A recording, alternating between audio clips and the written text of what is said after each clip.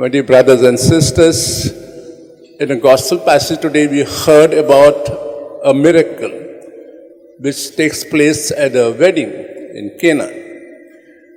If you recall to mind the history of the Jews, the wedding at that time was a big occasion where prior to the wedding, relations were far away and guests would come and stay there. And the host had to provide them with board and lodge. On the wedding day, you heard what actually happened. The wine was over. It was the duty of the steward, not women, to look about the wine. The women would look about the food and other things. But if here find a lady intervening so to save the face of the groom, or else the guest will say the groom and the family are stingy. They did not look ahead. They did not make provisions for the feast day. Wedding itself is a feast day. Our Lady intervenes and saves their face. He just approaches the son and says, they have no wine. He doesn't tell Jesus to work a miracle. They have, so she only places a situation before her son, they have no wine.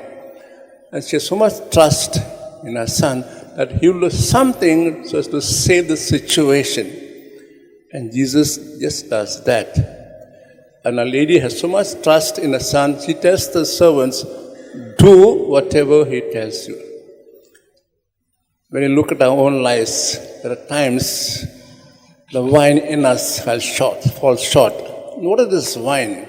As we live our life, we find we come across situations we can't handle. It could be bringing up children, it could be financial situation, it could be social, anything. Someone who was sick and say, what do we do now? Yes, what do we do then? We go and tell our lady to tell her son, we have no wine, we're exhausted totally. Do something. And if you tell this with deep faith, our lady, she will take ourselves, all our worries, anxiety to her son, says, here is a son, here is a brother, they have no wine. And if you do this in deep faith, I'm sure the Lord will intervene. As at Lourdes, people go there with deep faith, they have bath in that water which sprung up where the lady appeared, which flows continuously.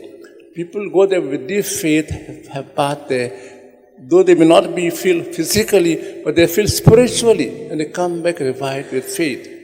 This is the situation at Lourdes, where people go with deep faith. They sit before the grotto of Our Lady and allow the water which sprinkles from that grotto fall on them or they touch them, and they come revived. May we have this same deep faith which people go to Lourdes. Faith that revives them, the faith that heals them, because there's people who have gone in hundreds and many have come cured of their sickness.